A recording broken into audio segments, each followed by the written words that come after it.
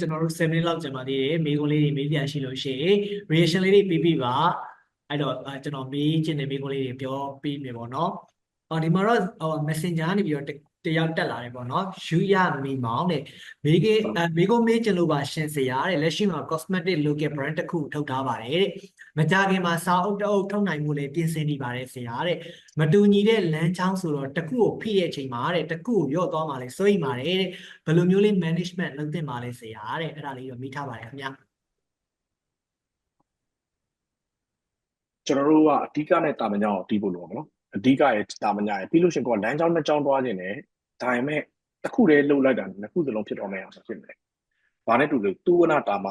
တားရွှေဦးထမ်းလို့ပဲတစ်ခုပဲလုပ်မယ်ဒါပေမဲ့နှစ်ခုစလုံးအဆင်ပြေသွားမယ်အောင်ဖြစ်မယ်။ကျွန်တော်တို့အဲ့ဒီတစ်ခုရှာတယ်။ဥပမာဖြင့်ကျွန်တော် digital entrepreneurship digital marketing နှစ်ခုစလုံးကိုကျွန်တော်လုပ်ချင်တယ်။နှစ်ခုစလုံးလုပ်ဖို့အတွက်ဆိုရင်ဘဝဆိုနှစ်ခုတည်းတစ်ခုရွေးချယ်ရမှာပေါ့။ဘဝဆိုနှစ်ခုစလုံးရွေးချယ်လို့ရတယ်။ဘဝဆို all game မဟုတ်ဘူးဘဝဆို end game end game တခါကြရင်ရှိကျွန်တော်ငငယ်တော့ဆိုလေဖို့ပြီးတော့တစ်ခုတည်းပဲလုပ်မဟုတ်ကျွန်တော်ဘဝမှာဘဝပဲနေရကျွန်တော်တစ်ခုပဲမလုပ်ချင်တဘဝပဲနေတဲ့တဲမှာမတူညီတဲ့အတွေ့အကြုံတွေကျွန်တော်လိုချင်တယ်အဲ့တော့ဥပမာကိုပြန်တက်မှတ်ရတယ်အခုချိန်မှာအရေးကြီးသွားပါတယ်အခုချိန်မှာဘာလုပ်တင်လဲဆိုတော့ကျွန်တော်တို့စဉ်းစားရတယ်ဥပမာဘဝမှာလုပ်ချင်တာအများကြီးရှိလိမ့်မယ်ဥပမာဆိုရင်ကျွန်တော် software လေးထုတ်ချင်တယ် marketing လေးလုပ်ချင်တယ်စာအုပ်တွေလည်းထုတ်ချင်တယ်ကျွန်တော်စာလည်းတင်ချင်တယ်အများကြီးလုပ်ချင်တယ်အဲ့တော့ကျွန်တော်ဘာကြည့်ရလဲဆိုရင်ဘယ်ချိန်မှာဘာလုပ်ရမလဲဆိုတာကြည့်တယ်ဘယ်ချိန်မှာဘာလုပ်အဲ့တော့ဒီ timing ကိုကျွန်တော်ကြည့်တယ်အဲ့တော့2000မှာအဲ့တော့ဒါကတော့ quality ဖြစ်နေမယ်လို့ကျွန်တော်ထင်တယ်ပေါ့နော်ကျွန်တော်2000မှာ20မှာကျွန်တော်ကြောင်းပြီးရယ် February လမှာကျွန်တော်စပြီး business ကိုလေ့လာတယ်2000မှာ14မှာ digital marketing တွေ grow ဖြစ်လာတယ်ဘာလို့လဲဆိုတော့2000မှာ14ဂျွန်လမှာ Oridu စင်ကတ်တွေစရောင်းတယ်အဲရောင်းတဲ့အချိန်မှာကျွန်တော်စသိရပြီ digital marketing တွေ grow ဖြစ်ပြီပြီးတော့ဒီချိန်မှာကျွန်တော်ဘာလုပ်တယ် digital marketing ကိုလုပ်တယ်အဲ့တော့2019ရောက်တဲ့အချိန်ကျတော့ကျွန်တော်စသိပြီဘာဖြစ်တော့မလဲဆိုရင်ဒါဒီ digital product တွေ application တွေ website တွေဒါ grow ဖြစ်လာအောင်ပဲဘာလို့လဲဆိုအဲ့ဒီအချိန်မှာဒီပညာနဲ့ပတ်သက်လာ cross development platform လို့ခေါ်တဲ့ iOS Android မှာတင်ကျင်တဲ့ solution တစ်ခါကြီးတာနဲ့နှစ်ခုစလုံးတင်လို့ရတဲ့ဒီပညာတွေပေါ်နေပြီအဲ့တော့အဲ့ဒါကိုကျွန်တော်လုပ်တယ်အဲ့တော့ပြောရမယ်ဆိုရင်ကျွန်တော်တို့ဒီဘယ်ချိန်မှာဘာလုပ်ရမလဲဆိုတော့ခေတ်အချိန်တွေကိုကျွန်တော်ကြည့်ရတယ်ခေတ်ရဲ့စနစ်ရဲ့ skill ရဲ့အဲ့သုံးခုကိုက်နေတဲ့အောင်ကြည့်ရတယ်ကိုတော်တိုင်းအောင်မြင်တာမဟုတ်ဘူးစကေးရှိတိုင်းမှာအောင်မြင်စကေးရှိပြီးမအောင်မြင်တဲ့လူအများကြီးပဲကျွန်တော်ဘာကိုကြည့်လို့ခေတ်ရဲ့စနစ်ရဲ့ဘာခေတ်ပေါ်မှာမူတည်ပြီးစနစ်သွားဖြစ်လာအဲ့စနစ်ပေါ်မှာမူတည်ကျွန်တော်က skill နဲ့အဲ့သုံးခုကိုက်တဲ့အားဖြစ်တယ်ပေါ့နော်အဲ့တော့ခုနကတော့ဆိုရင်ဘယ်ချိန်မှာဘာလို့အောင်လဲဆိုတော့ဒီဘို့အတွက်ဆိုရင်ခေတ်စနစ် skill လေးကိုကြည့်မယ်ဆိုတော့ဖြေရလိမ့်မယ်လို့ကျွန်တော်ထင်ပါတယ်ဟုတ်ကဲ့ပါဒေါက်တာကျေးဇူးပါနောက်ထပ်တစ်ယောက်ကတော့ personal development ကအရေးကြီးပါသလားတဲ့ Grace Lin ဆိုတဲ့ account မှာပါဒေါက်တာမိထားပါတယ်ခင်ဗျာအဲ့တော့ကျွန်တော်စဉ်းစားကြည့်လိုက်ကျွန်တော်တို့တက်လုံးအတူတူနေမဲ့လူကဘာလို့လဲကျွန်တော်နဲ့ဘေးနားမှာရှိမယ်ပဲလူကကျွန်တော်တို့တမီးကြီးသားမဟုတ်ဘူးကျွန်တော်အဖေမိတွေရှိချင်မှရှိတော့မယ်ကျွန်တော်တက်လုံးချစ်မယ်လို့ပြောပြီးမှကွဲသွားတဲ့လူတွေလည်းအများကြီးပဲဟုတ်လားအခုဆိုဘယ်နှစ်ယောက်တော့ရှိလဲမသိဘူးအဲ့တော့ teacher တကွတော့တက်လုံးချစ်မယ်အတူတူရှိမိမဲ့လူကကျွန်တော်တို့ပဲမှန်ထဲမှာပြန်ကြည့်ဟုတ်လားလက်ခံလားမသိတော့လက်ခံတယ်လို့လက်မလေးထောင်ပြီးကြည့်ဟုတ်တယ်နော်အဲ့တော့ teacher တကွကိုယ့်ရဲ့တာသမီတွေကလည်းသင်ကြလို့ရှိရင်တို့ဘာလို့တော့မယ်အိမ်တော်တွေကြောက်အောင်မယ်ကိုတယောက်တည်းပဲကြံနေမှာအဲ့တော့လူတွေမမှတ်မိတော့တိုးတက်ပြောင်းလဲဖို့အတွက်ဆိုရင်ကိုယ့်ကိုယ်စီမံခန့်ခွဲဖို့လိုတယ်ကိုယ့်ရဲ့ကျန်းမာရေးကိုယ့်ရဲ့ကြံ့ခိုင်ရေးကိုယ့်ရဲ့ဒီစိတ်ကိုယ့်ရဲ့ခန္ဓာကိုယ်ကိုယ့်ရဲ့အုံနောက်ကိုယ့်ရဲ့စိတ်ငြိမ်းချမ်းမှုကိုယ့်ရဲ့ငွေရေးကြေးရေးဒါတွေအကုန်လုံး personal development လို့ခေါ်တယ် personal development ဆိုကိုစီမံခန့်ခွဲပြီးတော့မှတိုးတက်အောင်လုပ်နိုင်တော့ personal development လို့ခေါ်တာဒါကြောင့်မို့ကျွန်တော်လူတွေမမှတ်မိတော့တိုးတက်ပြောင်းလဲဖို့အတွက်ဆိုအဆင့်3ဆင့်တော့တယ်နံပါတ်1ဒီ personal development ကိုမစီမံတတ်ဘူးကိုယ့်ခံစားမှုတွေမစီမံတတ်ဘူးဆိုရင်ဂျန်တဲ့အပိုင်းမှာလည်းအဆင်ပြေဖို့တိတ်မလဲဒုတိယ personal development ပြီးတော့ဒုတိယ professional development အခုရဲ့တစ်ဖက်ကန့်ကျွမ်းကျင်တဲ့ကိုယ့်ရဲ့အလုပ်ပေါ့နော်အလုပ်ကိုတစ်ဖက်ကန့်ကျွမ်းကျင်ဖို့လိုတယ်နောက်တစ်ခုကျတော့ business development လို့ခေါ်တယ်စီးပွားရေးကိုစီမံခန့်ခွဲဖို့โอเคနော်ကျွန်တော်ဖြေသွားရလို့ထင်ပါတယ်ဟုတ်ကဲ့ပါဒေါက်တာကျေးဇူးတင်ပါတယ်အဲ့တော့ကျွန်တော်တို့နောက်ထပ်မိကုန်းလေးတွေမလာခင်မှာကျွန်တော်တို့ပေးထားတဲ့ဒီဟိုပါsurvey form လေးတွေ quick form လေးတွေဒါလေးတွေဖြည့်ပေးပါဦးကျွန်တော်တို့2024တစ်နှစ်ပတ်လုံးကကျွန်တော်တို့ဒီ SME လုပ်ငန်းရှင်တွေအတွက်ကျွန်တော်တို့ဒီလိုမျိုးလုံးဝငွေကြေးကုန်ကျမှုမရှိဘဲနဲ့ဒီလိုမျိုးအခမဲ့ရနေတဲ့အကျိုးပြုအစီအစဉ်တွေအများကြီးရှိပါတယ်ဒါကြောင့်မလို့ ဒီလိုမျိုးအစီအစဉ်တွေကိုသိရဖို့တော့ကျွန်တော်တို့ရဲ့ Facebook group တွေပြီးတော့ private channel တွေဒါတွေကိုလည်း join ထားဖို့လိုပါတယ်ဒါကြောင့်မို့ကျွန်တော်တို့ Messenger မှာတခါတည်းအဲ့ဒီ Facebook group တွေ link တွေကိုလည်းပို့ထားပေးပါမယ်ပြီးတဲ့အခါမှာတော့ခုနပြောတဲ့ဒီကျွန်တော်တို့ရဲ့ quick form လေးတွေ survey form လေးတွေလည်းဖြည့်ထားပေးဖို့ဒီပြန်ကနေပြီးတော့တိုက်တွန်းချင်ပါတယ်ခင်ဗျာအဲ့တော့ကျွန်တော်နောက်ထပ်ဒီဟိုပေါ့စာနဲ့လာတဲ့မိကုန်းဟိုပေါ့မပြောပြခင်မှာနောက်ထပ်ဒီမှာဟိုလက်ထောင်ထားတဲ့ကျွန်တော်တို့ရဲ့ဒီ SME လုပ်ငန်းရှင်တွေလည်းတွေ့ရတယ်ပေါ့နော်ဒီနေ့တော်တော်မိကုန်းတွေလည်းမီးစရာအများကြီးရှိနေတယ်လို့ထင်ပါတယ်ဒေါက်တာရောအချိန်ရရလားတော့မသိဘူးရတယ်ဟုတ်ကဲ့ပါဟုတ်ကဲ့ပါဒေါက်တာဟုတ်ကျေးဇူးတင်ပါတယ်အဲ့ဆိုကိုဝီယန်ကဘာများမေးချင်ပါသလဲခင်ဗျာကိုဝီယန်ကဘာများလက်ရှိလုပ်ကိုင်နေပါသလဲပေါ့နော်ဒါလေးသိပြသေးခင်ဗျာဟုတ်ကဲ့ပါပထမဆုံးအနေနဲ့ဒီအတန် business ကိုကျေးဇူးအများကြီးတင်ပါတယ်ဒီလိုပွဲစီစဉ်ပေးတာအများကြီးကျေးဇူးတင်ရတယ်ပေါ့နော်ဆရာဖြိုးပိုင်နဲ့တွေ့ရတာဒါဒုတိယတစ်ခေါက်ပေါ့နော်ဆရာအနေနဲ့အမြဲတမ်း Facebook တွေပိုင်းမှာ post တွေတင်ပေးနေရတယ်အများကြီးကျေးဇူးတင်ရတယ်ကျွန်တော်အိတ်စာတွေကပ်ပြီးတော့ပဲရှေ့ဆက်သွားနေတယ်နော်ကျွန်တော်အနေနဲ့လုပ်ငန်းကတော့ကြီးကြီးကျယ်ကျယ်လုပ်လာတာဘာမှမရှိဘူးဒီတိုင်းပဲပုံမှန်ဘာလုပ်ရမလဲဆိုတာစဉ်းစားနေလူတယောက်ပါလက်ရှိတော့ထိုင်းမှာနေပါတယ်ဆရာကိုမေးချင်တဲ့မေးခွန်းကဆရာအခုအသက်ငယ်ကနေပြီးတော့အခုချိန်ဒီဆုံးဖြတ်ချက်ဒီအများကြီးချခဲ့တယ်ပေါ့နော်အထက်ရမှာဆရာအတွက်အကောင်းဆုံးလို့ထင်တဲ့ဆုံးဖြတ်ချက်တစ်ခုကဘာဖြစ်မလဲဆရာဟုတ် good question ပေါ့နော်ကျွန်တော်အကောင်းဆုံးကတော့ကျွန်တော်ဆရာရွေးမှန်တာပေါ့ကျွန်တော်ပေါ့မှာဘာလို့လဲဆိုရင်ကျွန်တော်တို့ကအစဒီဆုံးကျွန်တော်လိုက်လိလာမယ်ဆိုလိလာလို့မကုန်တော့ဘူးကျွန်တော်ဘာလုပ်လဲဆိုရင်ဆရာ teacher ရွေးရကျွန်တော်ပေါ့မှာဘာလို့ကိုဆရာရွေးရတယ်ဖြတ်လမ်းမယ်ကျွန်တော်ဆရာရွေးတဲ့ပုံစံဘာလို့လဲနံပါတ်1ကိုလိုချင်တဲ့ဘဝဘာလို့လဲနံပါတ်2ကတော့ကိုလိုချင်တဲ့ဟာကိုရတာတဲ့ဆရာရှိလားနံပါတ်2ဟုတ်ပြီအဲ့ဆရာဘယ်လိုတွေးလဲဘယ်လိုလုပ်လဲဘယ်လိုကြံစီလဲကိုစဉ်းစားရမယ်ကိုက်ညီလားမကိုက်ညီလားမကိုက်ညီဆိုကိုဘာပြင်လို့လုပ်လဲအဲ့တော့ကျွန်တော်ရဲ့အမှန်ဆုံးဆိုဒီဥစ္စာပါနော်ဒါကြောင့်မို့ကျွန်တော် personal development လေ့လာတဲ့အပိုင်းမှာ productivity ပိုင်းလေ့လာတဲ့အပိုင်းမှာ marketing ပိုင်းလေ့လာတဲ့အပိုင်းမှာ entrepreneurship လေ့လာတဲ့အပိုင်းမှာကျွန်တော်အနေနဲ့မြန်လေ့လာလို့ရတယ်ဆိုတော့အဲ့ဒါပဲပေါ့နော် okay ကျေးဇူးအများကြီးတင်ပါတယ်ဆရာဟုတ်ကဲ့ပါကိုဝီယန်ဟောဒေါက်တာဟောကျေးဇူးတင်ပါတယ်အဲ့တော့ခုနပြောသလိုပေါ့ဒါကတော့နောက်ထပ်တစ်ကြော့ပေါ့ကျွန်တော်တို့ဒီ Facebook group လေးတွေပြီးတော့ Viber channel လေးတွေဒါလေးတွေ join ဖို့ဆော်ကြပါတယ်ပြီးတော့ကျွန်တော်တို့ရဲ့ quick form နဲ့ survey form လေးလည်းဖြည့်ပေးဖို့ဒီကကျွန်တော်တို့ရဲ့အသေးစားလက်စားစီးပွားရေးလုပ်ငန်းရှင်တွေကိုထပ်ပြီးတော့တိုက်တွန်းချင်ပါတယ်နောက်ထပ်တစ်ယောက်ပေါ့နော်ကျွန်တော်တို့ယွန်းသစင်ဆိုဟုတ်ကဲ့မင်္ဂလာပါခင်ဗျာဘာများမေးချင်ပါတယ်လဲပြီးတော့ဟိုပေါ့ဘာလုပ်ငန်းများလုပ်တယ်လဲမိတ်ဆက်ပေးပါအောင်ခင်ဗျာကျွန်တော် group ထဲမှာလည်း download လုပ်လို့ရအောင်ကျွန်တော် site လေးတင်ထားပြီနော်ဒီရဲ့ဒီ zone ထဲမှာဟုတ်ကဲ့ယွန်းသစင်ဆိုအကောင့်ပိုင်ရှင်များဟုတ်ကဲ့ဘာများမေးချင်ပါတယ်လဲကျွန်တော်လက်ထောင်ထားတာတွေ့လို့နော်ဟုတ်ကဲ့မရှိဘူးဆိုတော့ကျွန်တော်နောက်ထပ်တစ်ယောက်ကိုကြော်လိုက်မှာပေါ့နော်အဲ့တော့ဒီမှာ Matney Way ဆိုတဲ့အကောင့်ပိုင်ရှင်ပေါ့နော်အဲ့ဒါဘာများလုပ်နေပါတယ်လဲပြီးတော့ဒေါက်တာကိုဘာများမေးချင်ပါတယ်လဲခင်ဗျာ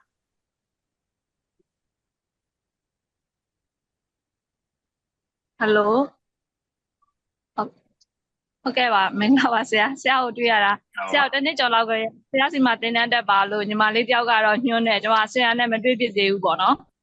်ကျွန်မကဒီလက်ဖက်ရည်ဆိုင်ပေါ့နော်လက်ဖက်ရည်ဆိုင်ဒီမီယိုဖလာလက်ဖက်ရည်ဆိုင်ကို innovate လုပ်ပြီးတော့ဒီ street food နဲ့ဒီလဲနက်စီနဲ့လက်ဖက်ရည်ရောင်းနေပေါ့နော်အမျိုးသမီးတွေတန်းတန်းစီးပွားရေးအတွက်ပေါ့နော်အဲ့မှာကျွန်မဘာပြဿနာဖြစ်နေလဲဆိုအခုဒီ political issue တွေဘာတွေအရာပေါ့နော်ဒီဝန်ထမ်းပြဿနာရှိရယ်ပြီးတော့အဲ့လိုမျိုးဒီအခုမှဆိုရင်ကျွန်မကဒီခုနဒီဖူပန်နာနဲ့လည်းရောင်းနေလှဲရဒီဆိုင်လည်းရောင်းနေပေါ့နော်လှဲနဲ့စီလုံးမှာဒီဖူပန်နာဆက်လည်းတင်ထားတယ်ဒါပေမဲ့တကယ် operation run တဲ့အခါကျတော့ဒီကျွမ်းကျင်ဝန်ထမ်းမွေးတာတို့ဘာလို့အဲ့ဒါတွေမှာဒါအခက်အခဲရှိတယ်ကျွန်တော်ကတော့ဒီအတွေ့အကြုံရှိပါတယ်လက်ဖက်ရည်ဆိုင်နဲ့ပတ်သက်ရင်ဒီအသက်9နှစ်6နှစ်ကလေးကဒီမိသားစုလက်ဖက်ရည်ဆိုင်လုပ်ခဲ့တာဒီ2018ကနေဒီ24ကြီးလဲဒီမှာကိုပိုင်လက်ဖက်ရည်ဆိုင်ကြီးလဲရှိရပေါ့နော်အဲ့ဒါကိုဒီ system ဒီစောက်ကျင်တာခုနဆရာပြောသလိုပေါ့နော်အဲ့ဒါကိုဘလို့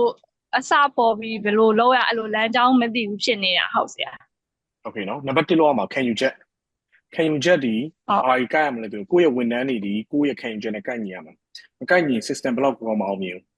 ဘာလို့လဲဆိုရင်ခံယူချက်မတွေ့ဝန်ထမ်းတွေတွေ့ဖို့လိမ့်မယ်ကိုကတော့အလုပ်ကိုအရန်လုပ်မယ်သူကမဟုတ်ဘူးအရန်နည်းနည်းလေးပဲလုပ်ပြီးတော့မှဖြစ်ချင်တယ်ခံယူချက်မတွေ့ရင်ကျန်တဲ့ဟာလုပ်လို့အဲ့တော့နံပါတ်1ဝန်ထမ်းမခန့်ခင်ကလေးကကျွန်တော်တို့ဒီချက်ကြည့်ရတယ်ဒီဝန်ထမ်းခံယူချက်ကပါတယ်သူ့ရဖြစ်တမ်းမှုကဘယ်လိုနေလဲကိုယ်နဲ့ကိုက်ရလားခံယူချက် ခံယူချက်တွေရေးကြည့်တော့မယ်ခံယူချက်မှန်တော့ဒုတိယတင်မေးရလည်းလွယ်တယ်စနစ်တစ်ထည့်ရလည်းမခက်ဘူးအဲ့ဒီခံယူချက်တွေရေးကြည့်တော့မယ်ကျွန်တော်တို့လုပ်ငန်းမှာဆိုကျွန်တော်ခံယူချက်၄ခုထားရတယ်ပေါ့နော် customer first move first what learn every day ဆိုတာဖောက်တဲ့ number 1ဖောက်တယ်ဆိုကျွန်တော်တို့ရှိတကယ်ဝယ်တယ်လို့ပေါ့နော်ဖောက်တဲ့ number 1ကျွန်တော်တို့ထားဖောက်တဲ့တွေကိုအဓိကစဉ်းစားပြီးတော့ရှင်အလုပ်ကိုပိုးလို့ပတ်ဆက်လုပ်ရမယ်ပိုးလို့ပတ်ဆက်ကိုလဲလုပ်တယ်ပေါ့နော်ဒါကြောင့်မို့ကိုချစ်တဲ့လုပ်ကိုတော့ကျွန်တော်ရှိလာပြီဆိုရင်အလုပ်ကို gain ထုတ်နေလို့ခံစားရတယ်ဆိုမှလာခဲ့ပါတော့အဲ့တော့ချစ်တဲ့လုပ်ကိုလို့ဒါမှမဟုတ်ကျွန်တော်နဲ့အလုပ်လုပ်တဲ့လူဆိုတော့ကြားလာပြီကျွန်တော်ကအခုဆိုရင်နှစ်ပေါင်းကြာပြီဘာလို့လဲဆိုရင်အရင်တော့ကျွန်တော်အဲ့ဒါမသိရဲ့အချိန်တော့ဒုက္ခတော်တော်ရောက်တယ်နောက်ပိုင်းနားလည်သွားတဲ့အချိန်ကျတော့ culture လို့ခေါ်တဲ့ဒီယဉ်ကျေးမှုတစ်ခုတည်ဆောက်ခြင်းအရေးကြီးဆုံးဒီကိုယ်ဝင်တဲ့ကိုယ်နဲ့ဒီအလုပ်ပေါ်မှာခံယူချက်တူရမယ်ဒါကြောင့်မလို့ကိုယ့်ရဲ့ဝန်ထမ်းတွေခေါ်တဲ့နေရာမှာခံယူချက်တူတဲ့လူတွေကိုကျွန်တော်ခေါ်ပါလို့ကျွန်တော်တော့အလွယ်ကူပြီးတော့မှရိုးရှင်းဆုံးဒါလေးနဲ့ပြောပြနေတယ်နော်ဟုတ်ကဲ့ဆရာနောက်တစ်ခုကကြလေ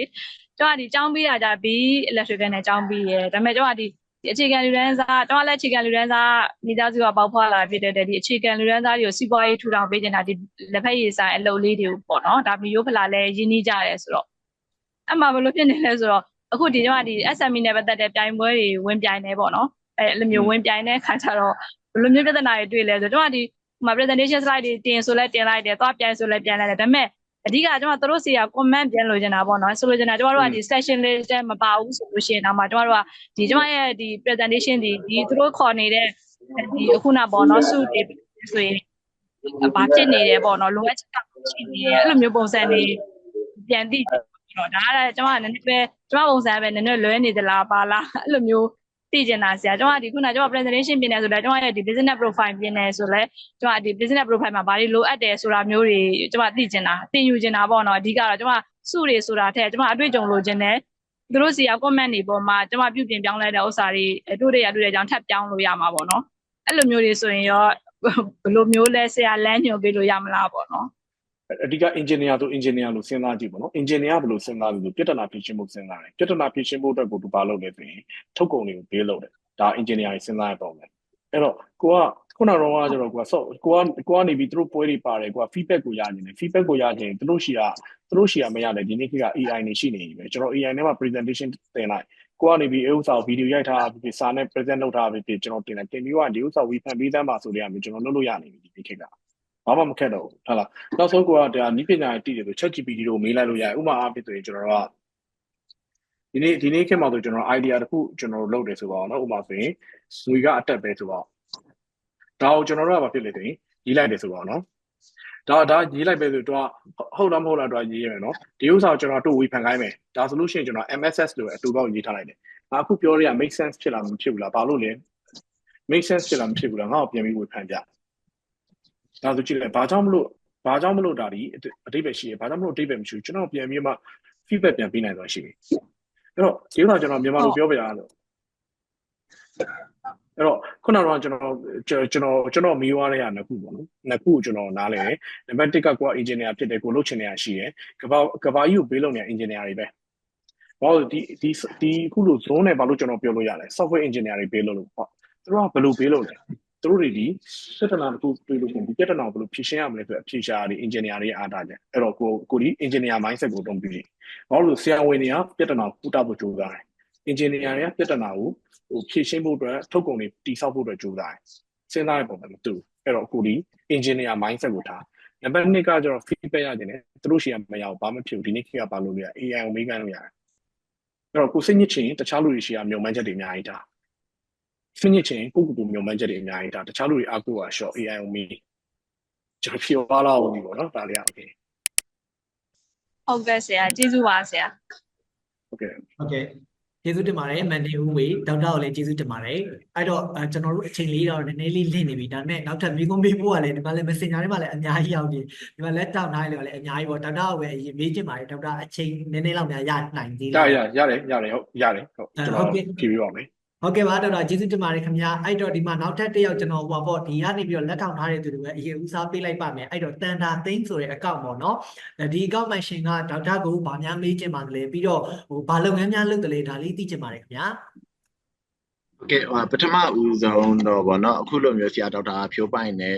အမေဖြစ်လောက်ခွင့်ရတဲ့အတွက်ကောပြီးတော့ဒီ Adams ကိုဗောနော်ကျေးဇူးအများကြီးတင်ပါတယ်လို့ကျွန်တော်အရင်ဆုံးပြောရှင်းပါတယ်ဗျဟုတ် ဟုတ်ကျွန်တော်နာမည်ကတော့ဆရာပြောလိုက်မယ်နော်ဆရာနည်းနည်းအခုမှပြောပြဆိုတော့ရင်ခုန်စိတ်လှုပ်ရှားရတယ်ဆရာဟုတ်အခုကတော့ပထမဦးဆုံးပေါ့နော်အဲအကြောင်းလို့ဆရာပေါ့ကျွန်တော်ကတော့ကျွန်တော်နာမည်ကတော့အောင်မင်းခန့်ပါလက်ရှိကတော့ delivery service လုပ်ငန်းကိုလုပ်နေပါတယ်ဆရာတောင်ကြီးမြို့မှာပေါ့နော်ဆရာနော်ကျွန်တော်စလုပ်တာတော့ဒီ2022ခုနှစ်ပေါ့နော်အခုဆိုလို့ရှိရင်2နှစ်ခွဲဝန်ကျင်အောင်ရှိပြီပေါ့ဆရာအဲ့မှာကျွန်တော်ပြီးခဲ့တဲ့9လလောက်မှာပေါ့နော်ဒါအတူချုံလေးကျွန်တော်ရဲ့ဟာလေးတစ်ချက်ဖြစ်ပြလေးပြပြချင်တာပေါ့နော်အမှပြီးခဲ့9လလောက်မှာတကယ်ချင်းနဲ့ share စနစ်တကြမဖြစ်တဲ့အတွက်ပေါ့နော်ကျွန်တော်ဒီရဲ့ဝန်ထမ်း15ယောက်လောက်ရှိတဲ့ company ကိုကျွန်တော်တကယ်ချင်းကိုရောင်းပေးဖြစ်လိုက်တာပေါ့ဆရာရဲ့အဲ့မှာဆရာကျွန်တော်ကအခုအစ်စ်ပြန်ပြီးတော့ပေါ့နော်ပြန်စားလုပ်နေရတယ်ဆရာအဲ့အချိန်မှာကျတော့market ပေါ့ဆရာရဲ့ဒီရဲ့ delivery market ထဲမှာကျတော့ကျွန်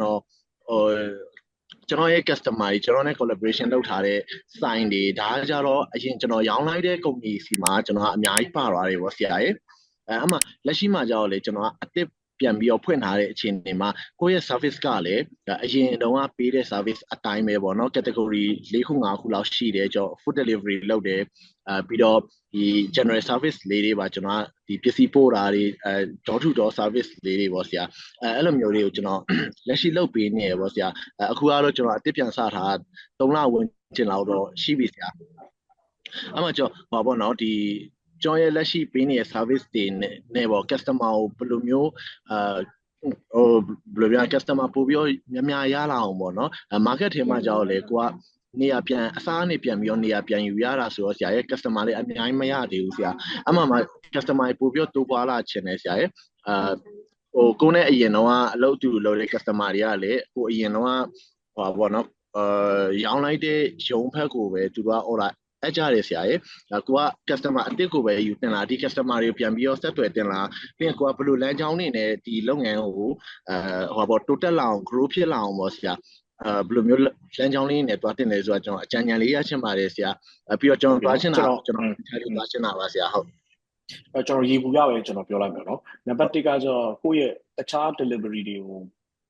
မတုံးမဲနဲ့ကိုယ့်ကိုဘာကြောင့်တုံးတင်လဲဆိုရင်နံပါတ်1 why ကိုကျွန်တော်ရှာပါနော်ဒါဒီနံပါတ်1ဘာလို့ဆိုရင်ဘာလုပ်ငန်းမှမဆိုတော့ unique selling point တော့ရှိတယ်တခြားလုပ်ငန်းတွေကိုမတုံးမဲနဲ့ကိုယ့်ဘာကြောင့်တုံးတင်လဲဒါကိုပြန်ရှာကြည့်နံပါတ်2ကကျွန်တော် partner လုပ်ပြီးရင် choose your partner wisely ကျွန်တော်တို့ရဲ့အလုပ်လုပ်မဲ့လူနဲ့ကျွန်တော်တရားရွေးချယ်ရတယ်ကျွန်တော်လည်းဒီမှာဆိုရင် partnership တွေကျွန်တော်အလုပ်လုပ်တယ်အရင်တော့ကိုယ်ပြေးခဲ့တဲ့ရလည်းရှိဘူးပဲအခုနောက်ပိုင်းဘာလို့အဆင်ပြေလာလို့ဆိုရင်ကျွန်တော်အလုံးမလုပ်ခင်မှာတရားရွေးချယ်တဲ့အချိန်မှာလည်းကျွန်တော်ကကိုကြီးကိုတွေးသူရဲ့စဉ်းစားတဲ့ပုံစံကိုစဉ်းစားတဲ့ပုံစံ clear ဖြစ်ဖို့လိုတယ် term and condition တခြားလုပ်ဖို့လိုတယ်တယောက်နဲ့တယောက်နားလည်ဖို့လိုတယ်နံပါတ်2ခုနံပါတ်3က what ဆိုတဲ့နေရာမှာဆိုရင်ကိုက service provide လုပ်မဲ့ဟာအရင်တော့ company ပဲတူတူပဲလားဒါမှမဟုတ်မတူညီတဲ့ service တွေရှိမလားအဲဒီ what ကိုယ့်ရဲ့လုပ်ငန်းရဲ့ဒီ service ထုတ်ကုန်အတစ်တွေကိုကျွန်တော်ပြန်စဉ်းစားကြည့်ဖို့လိုနိုင်တယ်နံပါတ်3ကပြီးနံပါတ်4ကကျတော့အရင်တော့လုပ်တဲ့ပုံစံနဲ့မတူအောင်ကျွန်တော်ကဘယ်လိုပို့လုပ်လဲပို့တိကျမှာလားပို့တိကျမှာလားဒါမှမဟုတ်ပို့ပြီးတော့မှတာဝန်ယူမှုတောင်းခံမှုပို့ပြီးမှာလားဘယ်လိုမျိုးရှိမှာလဲအဲ့ဒီအရာလေးကိုစဉ်းစားကြည့်ပါနော်အဲ့ဒီလေးကိုဟုတ်ပြီနော်ဟုတ်ကဲ့ပါဆရာကျေးဇူးအများကြီးတင်ပါတယ်ဗျာဆရာဟုတ်ကဲ့နောက်ထပ်မိကုန်းတွေကတော့ရှိသေးတယ်ဒေါက်တာရကျွန်တော်၄ခုတော့ကျွန်တော်လုပ်လိုက်မယ်နော်၄ခု၅ဟုတ်ကဲ့အဲ့တော့မိကုန်းတွေဖြည့်နေတဲ့အချိန်တော်ထဲမှာပဲကျွန်တော်တို့ဒီ Facebook group တွေပြီးတော့ Viber channel တွေကိုလည်း join ပေးပါအောင်ပြီးတော့ survey form လေးလည်းဖြည့်ပေးဖို့ထပ်မံတိုက်တွန်းချင်ပါတယ်အဲ့တော့လက်ထောင်ထားတဲ့လူကိုရေဦးစားပေးပြီးတော့ကျွန်တော်မေးခိုင်းလိုက်မယ်ပေါ့နော်ကိုနိုင်လင်းအောင်မင်္ဂလာပါခင်ဗျာကိုနိုင်လင်းအောင်ကဘာလုပ်ငန်းများလုပ်ပါသလဲဒေါက်တာကိုဘာများမေးချင်ပါသလဲသိပြစီခင်ဗျာမင်္ဂလာပါကျွန်တော်ကဆရာရဲ့ online တပည့်ပေါ့နော်ဆရာရဲ့ Toki ပေါ့နော်အဓိကကိုမပါပဲလေပတ်တဲ့လုပ်ငန်းတွေလုပ်ဖို့ဆိုတဲ့ Toki ကိုအကြိုက်ဆုံးပါဆရာရဲ့ online တပည့်ပေါ့နော်ကျွန်တော်တကယ်လုပ်တာကျွန်တော်တင်မောလာပေါ့နော်ဒါပေမဲ့လို့တင်မောလိုက်နေနေကျွန်တော်YouTube မှာဗီဒီယိုရိုက်ပြီးတော့တင်တယ်Facebook မှာလည်းဗီဒီယိုရိုက်ပြီးတင်ပြီး monetize လုပ်တယ်ပေါ့နော်အကုန်လုံးကဆရာရဲ့ idea တွေကတစ်စင်လုပ်သွားတဲ့ဥစ္စာပေါ့နော်အခုအပြင်မှာလည်းတခြားဥစ္စာလေးလုပ်တာအခုဒ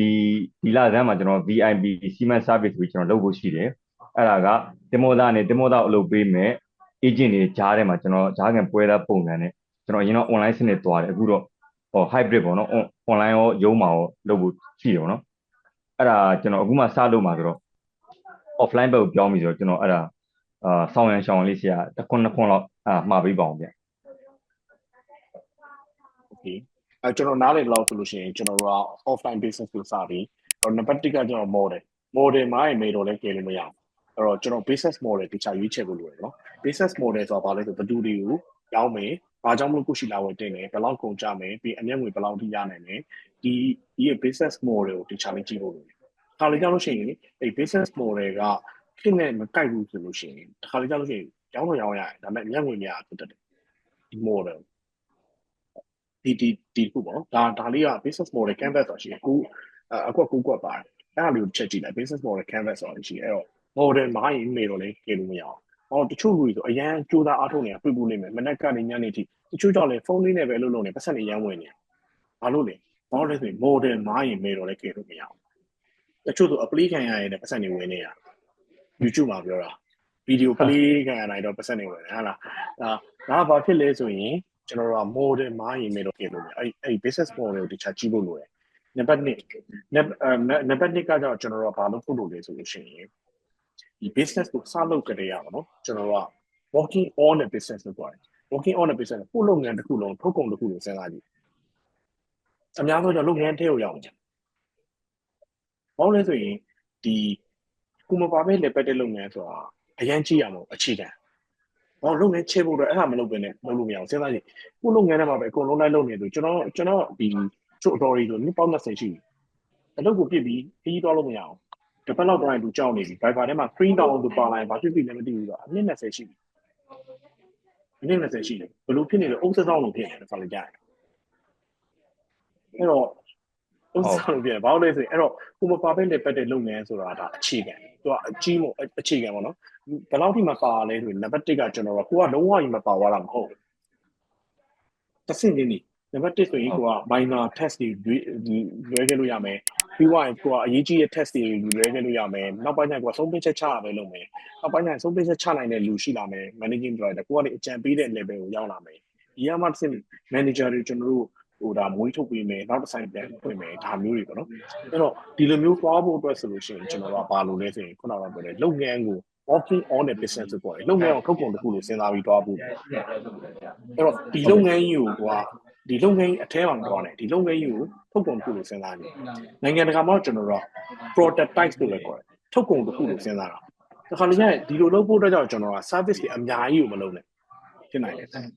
်ဟုတ်ကဲ့ဒါခါလည်းကျွန်တော် Nova ကြီးကအကုန်လုံးလုပ်လို့ရတဲ့အောင်လုပ်တယ်ဥပမာဆို KFC ဆိုတော့ကျွန်တော် KFC တွိုင်းပါပဲရတယ်ချက်ကြုံပဲရတယ်သူ menu ရှင်ဒါပဲအများကြီးမဟုတ်ဒါပေမဲ့အများကြီးလို့ဖြစ်နေတာတော့ဘာလို့လဲ prototype လုပ်တာအဲ့တော့ကိုကချက်ကျင်နေဆိုရင်ကိုယ့်တခါလေးညကျွန်တော်ယူဆတတ်တာဒ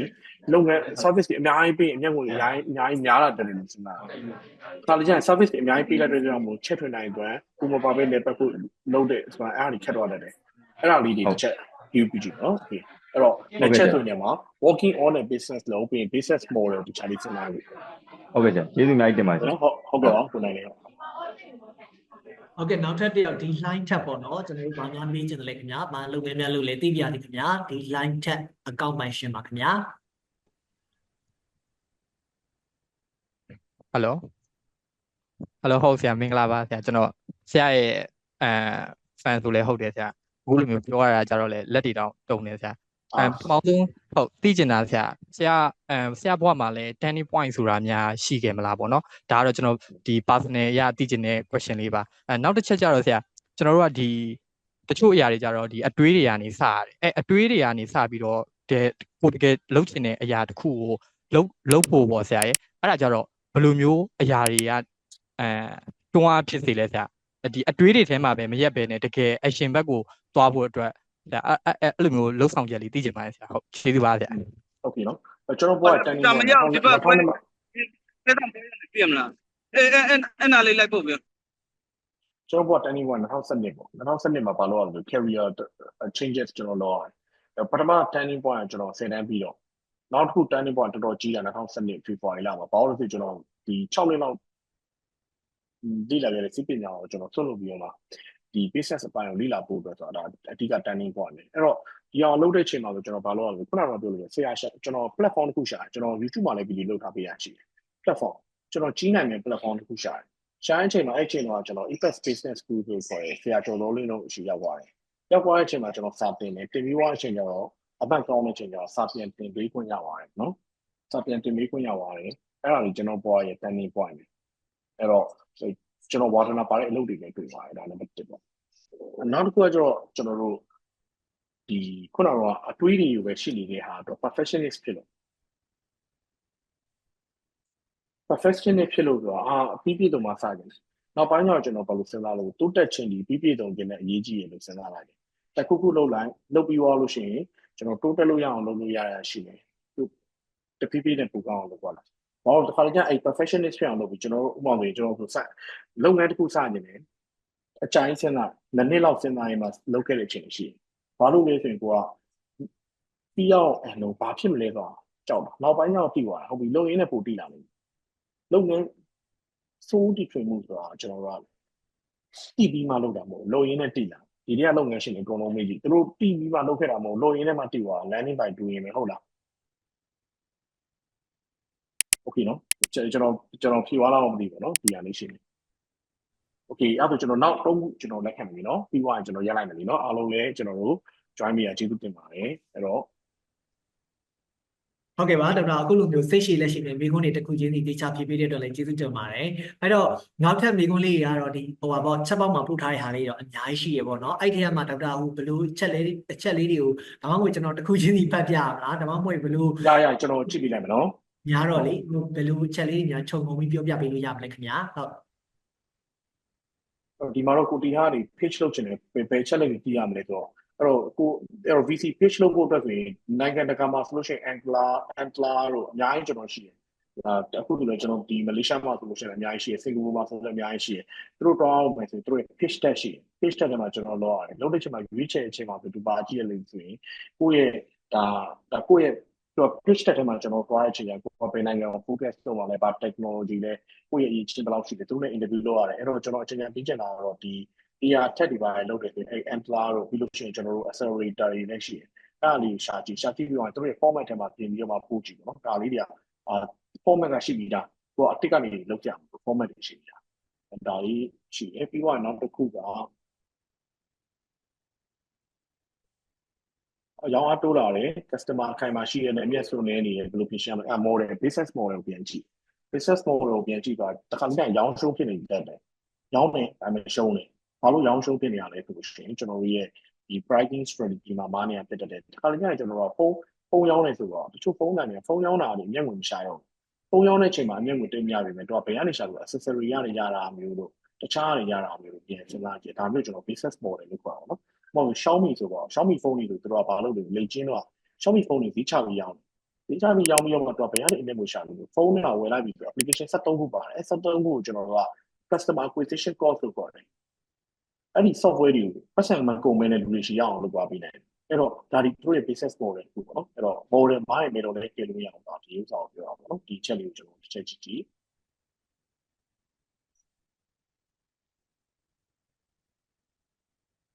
လုပ်ငန်းတစ်ခုလုပ်တယ်တကယ်လို့ကိုကနေပြီးတော့မကြိုက်ဘူးဆိုတာတည်လာရင်နောက်တစ်ခုပြောင်းတင်လာလို့ကျွန်တော်တို့ငွေတုံးကပြင်စမ်းကြည့်ပေါ့ငွေတုံးကဆိုစမ်းကြည့်ကျွန်တော်တို့အများကြီးစမ်းကြည့်တယ် Java programming ကျွန်တော်လေ့လာတယ် accounting လည်းကျွန်တော်လေ့လာတယ် CAT accounting လေ့လာတယ်ဈေးထဲမှာလည်းကျွန်တော်ရောင်းတယ်အများကြီးလေ့လာတယ်အဲ့တော့ဒါပေမဲ့ကိုကအတိတ်တစ်ခုရောက်ပြီဆိုရင်တော့ကိုတွေးတဲ့အချိန်ကျရင်တော့အဲ့ဒီတစ်ခုတည်း focus လုပ်ရမယ့်အချိန်ရှိတယ်နော်အဲ့တော့မကြိုက်ဘူးဆိုလို့ရှိရင်တော့စာဝတ်နေရေးအရင်အဆင်မပြေဘူးဆိုတော့တမျိုးပေါ့နော်စာဝတ်နေရေးအလုပ်ထွက်လိုက်လည်းဘာမှဖြစ်ဘူးဆိုလို့ရှိရင်တော့နောက်တစ်ခုစမ်းကြည့်ပါစာဝတ်နေရေးအဆင်မပြေဘူးဆိုရင်တော့ကျွန်တော်စာဝတ်နေရေးကကျွန်တော်ထွက်ပါမယ်ဒီဥစ္စာလေးကိုတော့ကျွန်တော်အကြမ်းစဉ်းစားမိပါတယ်နောက်ဆုံးနှစ်ခုကျွန်တော်ပြင်ပြပါတော့လက်ရှိဖုန်းကုမ္ပဏီတစ်ခုမှာ senior sales manager အနေနဲ့လုပ်ဆောင်နေတဲ့ကိုယ်ပိုင်လုပ်ငန်းလုပ်ဖို့ဆရာထက်တက်နေပါလက်ရှိအခြေအနေအရလုပ်တင်လာသူကသုံးတီထွင်မှုဆိုတာကျွန်တော်ကပါလဲဆိုရင်ဟုတ်ကဲ့ဒီအလုပ်ထွက်သွားတာနဲ့ပထမဆုံးချက်ချင်းမအောင်မြင်ပါဘူးဒီမှာပြတ်နေတာလုပ်ငန်းစလုပ်ပြီးဆိုရင်တတိချက်ချင်းဖြစ်တော့မယ်လို့အများစုထင်တယ်ကြမဟုတ်ပထမဆုံး3နှစ်ဒီဒုက္ခခံရမယ်လို့ရင်တော့စဉ်းစားလိုက်အဲ့လိုမျိုးစဉ်းစားပြီးလုပ်တာအကောင်းဆုံးပဲဖြစ်တတ်တယ်ဟုတ်ကဲ့ပါအများစုထင်တာလုပ်ငန်းရှင်လုပ်တယ်ဆိုတော့အရင်လိုလုပ်ငန်းရှင်လုပ်လိုက်ရင်ပတ်စံချမ်းသာသွားပြီဒါအခါလေးကြောက်လို့ရှိရင်ဒါ motivational speaker တွေကလည်းပြောကြတယ်ကိုယ်တိုင်လုပ်ငန်းလုပ်တာပြောတော့တော့တကယ်တမ်းလုပ်လို့ရှိရင်မျက်ရည်နဲ့မျက်ခွက်ဖြစ်နေလို့လည်းအများကြီးကျွန်တော်ရှိအဲ့တော့ကိုကလောက်အောင်မှာ ဒီ site တစ်ခုမှာ sales manager လုပ်နေတယ်ဆိုရင်ပုံစံတစ်ခုဘယ်လိုလဲပတ်နေတယ်လုပ်ငန်းရှင်ဘယ်လိုစဉ်းစားနေလဲကိုယ်ကသူ့နေရာမှာသူတက်ဖို့ကောင်းအောင်ဘယ်လိုလုပ်မလဲပြီးလို့ရှိရင်ဒီလုပ်ငန်းတစ်ခုမှာဆိုရင်စနစ်တွေပါလုပ်လို့ရမယ်ဒါလေးကိုလုပ်ပြီးသွားတဲ့အချိန်ကျမှကျွန်တော်တို့ကဘာလုပ်လို့ရလဲအားနေတဲ့အချိန်တွေမှာပြီး site မဖွင့်မနေ online ကနေရောရောင်းလို့ရမှာဒါမှမဟုတ် online ကနေကိုအားတဲ့အချိန်မှာ site hustle လို့ခေါ်တယ်လုပ်လို့ရတဲ့အလုပ်ရောရှိမလားဝင်ဘယ်လိုရနိုင်မလဲဒီလိုနည်းလမ်းတွေစဉ်းစားကြည့် site ဖွင့်မှလို့စဉ်းစားကြည့်နေပေါ့နော်ဘာလို့ကျွန်တော်တို့ကလည်းအဲ့လိုပဲကျွန်တော် C company Roche Pharmaceutical ဆိုတဲ့ company မှာလုပ်နေတဲ့အချိန်မှာကျွန်တော်ညနေအိမ်ပြန်တဲ့အချိန်ကျရင်ပတ်တိုင်းစတင်တယ်ပြီးလို့ရှိရင်ကျွန်တော်ဖုန်းပြင်ပြီးအဲ့ဖုန်းပြင်ပြီးခင်ကိုရနေပြီးတော့ဖုန်းပြင်တဲ့ software တွေလုပ်ပြီးအဲ့ဒီခက်တော့အဲ့ဒီကားတော့ software ဒီ iPad တို့ဖုန်းတို့တွေနှစ်တောင်းလောက်ရတယ်အဲ့တော့တစ်ချိန်တော့ဘာဖြစ်လာလဲကျွန်တော်အဲ့ဒီဖုန်းကနေရတဲ့ဝင်လို့ရပါဖြစ်လို့ကျောင်းဒီ C company ကလုပ်တဲ့ဝင်တွေထပ်ပြင်ရတယ်အဲ့ချိန်တော့ C company လုပ်တဲ့ချိန်လည်း bonus တွေပါနဲ့ပေါ့တော့10သိန်းလောက်ကတော့ရတယ်ဒါပေမဲ့အဲ့ဒါပုံများလာအဲ့ဒီနောက်ပိုင်းကျမှကျွန်တော်လုပ်ထွက်တယ်အဲ့တော့ပြောချင်တာကဘာဖြစ်လဲဆိုရင်ကိုယ်ထမင်းချွေးနေတဲ့အလုပ်ကိုမလုပ်ခင်မှာကျွန်တော် side hustle ပေါ့နော်စမ်းကြည့်လို့ရတယ်တရားဝင်တော့မထွက်ဘဲနဲ့စမ်းကြည့်လို့ရတယ်ပြီးမှကျွန်တော် application တွေရွေးချယ်လို့ရတယ်ဒါလေးကတော့နည်းနည်းထောက်ကူပြုလို့ပဲလို့ထင်ပါတယ်ဆိုတော့ကျွန်တော်နောက်ဆုံးတစ်ခုကျွန်တော်ဖြေပေးမယ်နော် ဟုတ်ကဲ့ဗျ အဲ့တော့ဒီမှာအများဆုံး digital business ဆိုတော့လူတိုင်းကပြောနေကြတာပေါ့နော် digital business တော့ပါလေပြန်ပြီးစဉ်းစားကြည့်မယ် digital business တော့ပါလေနော်ဒီနေ့ခေတ်ကျွန်တော်လုပ်နေတဲ့ business က digital နဲ့မကင်းဘူးဥပမာအဖြစ်ကျွန်တော်တို့ online shop လုပ်တယ်ဒါ digital နဲ့တွားတာပဲတကယ်လို့က YouTube လုပ်တယ်ဒါ digital နဲ့တွားတာပဲဒါမှမဟုတ်ကျွန်တော်တို့ကဒီပေါ့နော်ဥပမာဆိုရင်ဘာဥပမာ online ကနေစတင်တယ်ဒါ digital နဲ့တွားတာပဲ digital business လို့ပြောလိုက်ပြီလုပ်ငန်းအများစုဒီ digital နဲ့ဆက်နွယ်တဲ့ business ဖြစ်လာတယ်အကုန်လုံးဟုတ်လား software လုပ်တယ် digital business နဲ့ဆက်နွယ်လာပြီနည်းနည်းကြာ 100% ဖြစ်တာလား 50% ဖြစ်တာလားပဲပေါ့မှာအဲ့တော့ digital business လုပ်ချင်တယ်ဆိုရင်ပထမဆုံးကျွန်တော်လုပ်ရမှာဒီ social media marketing ရေလို့အဲ့ဒါမှတော့ social media marketing တော့ကိုယ့်လူတွေတည်ပြီလားလူတွေမိတ်ဆက်ဆံလို့ဘယ်နဲ့ကိုယ့်ကိုတည်ပြီလားထုတ်ကုန်တစ်ခုကိုကျွန်တော်မိတ်ဆက်ပြီးဆိုရင်တခြားလူတွေစိတ်ဝင်စားအောင်ပြောတတ်ပြီလားအဲ့ဒါလေးအရင်ဆုံးလုပ်ပါနော်အဲ့တော့ဒီနေ့ကတော့ကျွန်တော်ဖြေသွားလို့ကျွန်တော်ထင်ပါတယ်အဲ့တော့ဒီနေ့ကိုအတွက်အကျိုးရှိဆုံးအချက်ကရှိခဲ့မယ်ဆိုရင်ဒါလေးဖြစ်နိုင်တယ် comment မှာဒီ chat ထဲမှာရေးပြီးပါအောင်ဒါပြီးတော့ကျွန်တော်ရက်လိုက်တော့မယ်ဒီနော်ဒီလိုမျိုးကျွန်တော်တို့စိတ်ရှည်သွားနဲ့ကျွန်တော်တို့ကိုဒါ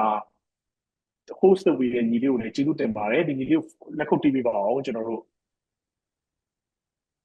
โอเคကျေးဇူးတင်ပါတယ်ခင်ဗျာဒေါက်တာကိုလည်းကျေးဇူးတင်ပါတယ်ဘာလို့လဲဆိုတော့အစီအစဉ်စကလေးကနေပြီးတော့ဒီနေ့ဆိုရင်တကယ်ကိုအကျိုးရှိတဲ့သင်တန်းဟိုပေါ့နော်ဒါဒေါက်တာအနေနဲ့ပို့ချပေးတယ်ပြီးတော့မိကုန်းတွေကိုလည်းစိတ်ရှိလက်ရှိဖြည့်ပေးတဲ့အတွက်ကျွန်တော်တို့ Aptar Business ကနေပြီးတော့ကျေးဇူးအများကြီးတင်ရပါတယ်